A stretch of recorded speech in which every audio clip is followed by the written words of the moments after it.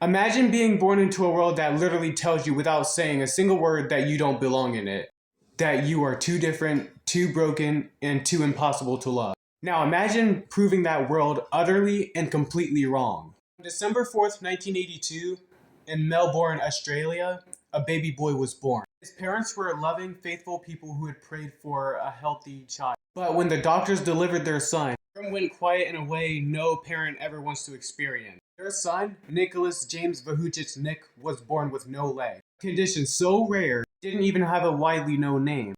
Just a baby. A complete, living, breathing human being. With a face and a heart and a mind.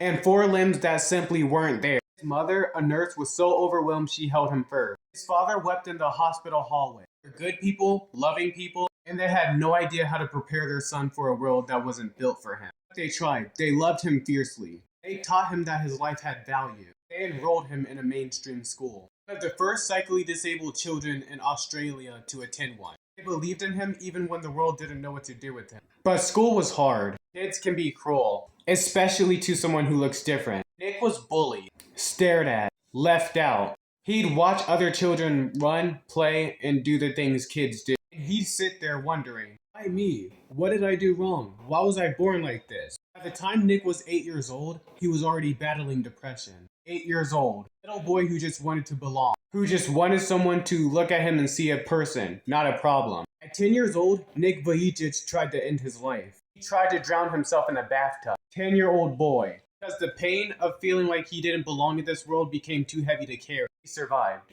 And in that survival, something shifted. Not immediately, not all at once, but slowly, like light coming through a crack. Something became the change inside of Nick Vujicic. He started asking different questions. Not, what if I was born like this? What if there's a reason? Not, why won't the world accept me? But, what if I'm meant to change the world instead? At 13, Nick read a newspaper article about a man with a served disability who had still managed to live a full, meaningful life. And something lit up inside of him. If that man could, maybe he could too.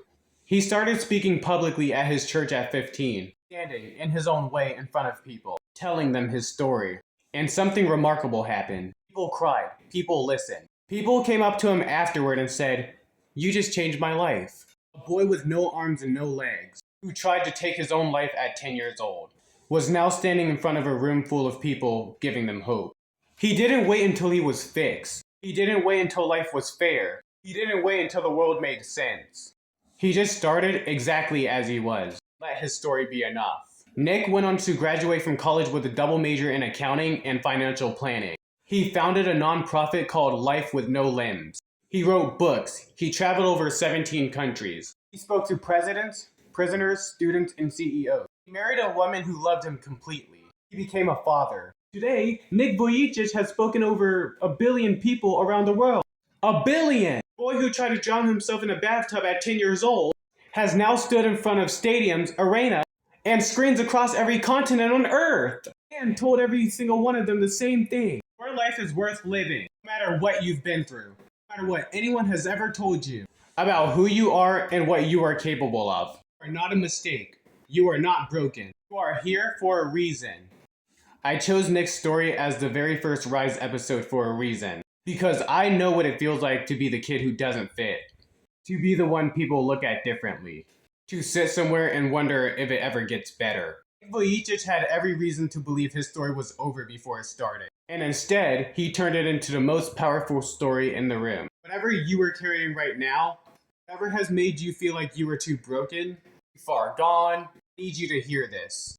You already rose once just by surviving. And that means your story isn't over. Not even close. If this story found you today, share it with someone who needs it. Subscribe so you never miss the next one. Until next time, I'm Xavier Gathers, and this is where we gather.